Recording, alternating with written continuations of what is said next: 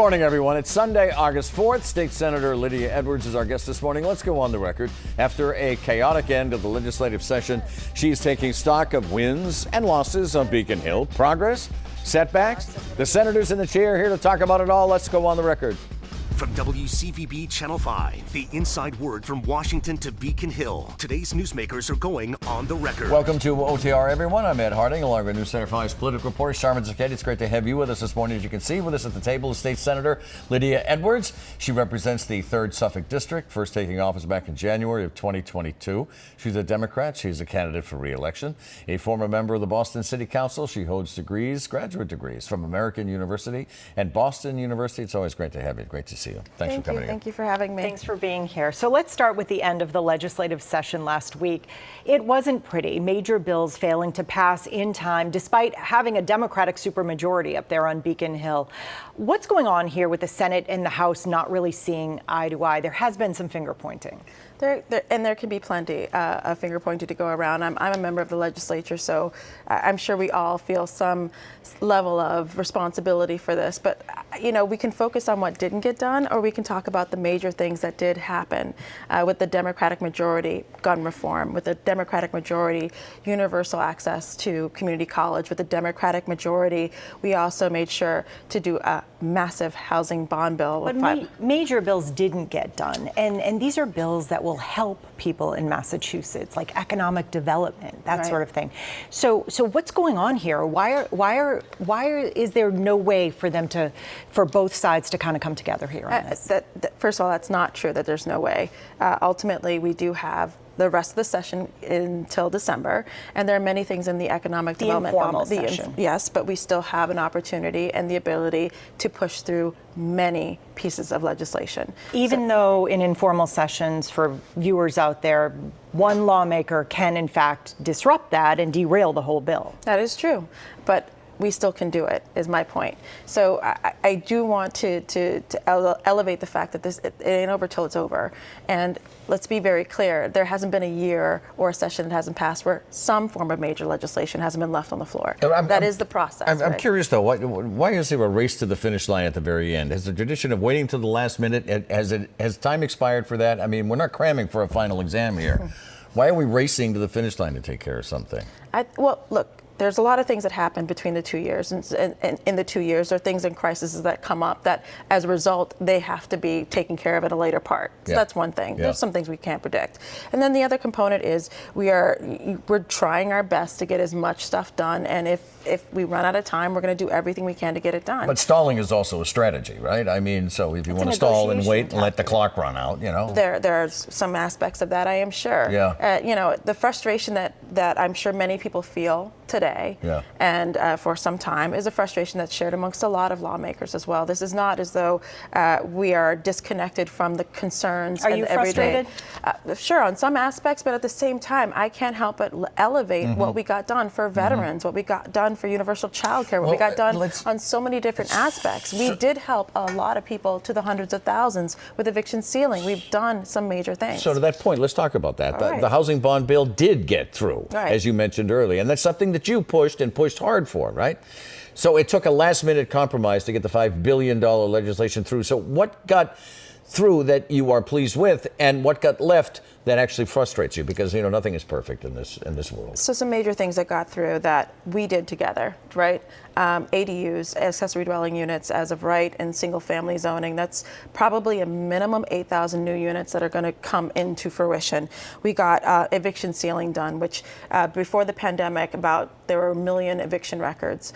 Those are permanent and public and affect your credit for the rest of your life because of one mistake. And now people have a process to seal those records.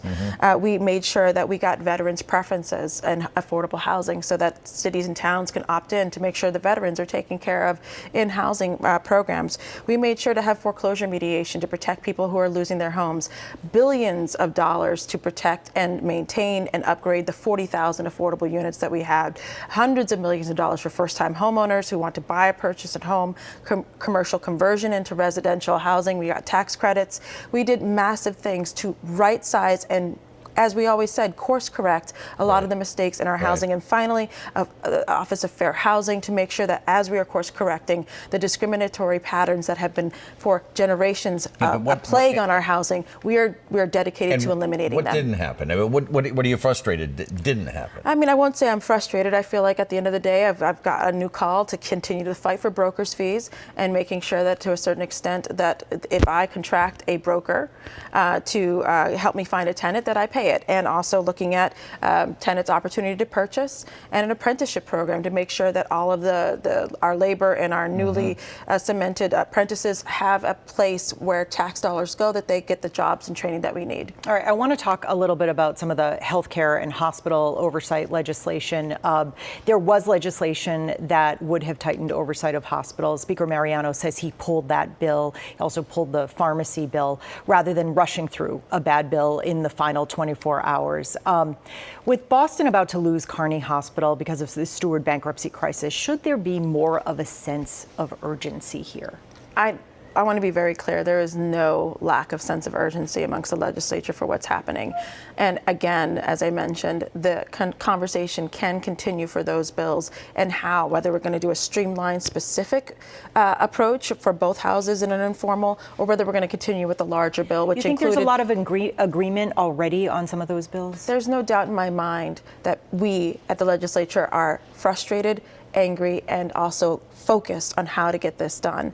But it is true that when you're dealing with a negotiation at 4, 5, 6, and 11 o'clock in the morning after 30 hours, you wonder if you're really meeting the urgency correctly in the right time and the right size. So if you can meet that urgency in a better way. Plus, we had the decision that came down about the bankruptcy, which we were still impacted how we were going to move, because if that wasn't allowed, then we would have had more time. There's a lot of balls in the air, but I want to say to everybody, we are focused on this, and we know healthcare and access to healthcare, and the fact that Steward could do what they did, which is horrific, and declare bankruptcy. Is something that is up top of mind to all of us, and it's frightening for a lot of folks. I do want to ask about another blow for Boston, which was the impasse over bringing liquor licenses to the neighborhoods in Boston. More than 200 new liquor licenses to city neighborhoods. That really would have been an economic lift to a lot of places in areas where, you know, they haven't been able to secure these before, and that would really. Do you think that could still happen? Absolutely. Absolutely, ain't over till it's over. And I do want to say that, you know, I want to thank all of the reps in the Boston delegation, the senators in the Boston delegation. I absolutely do support this.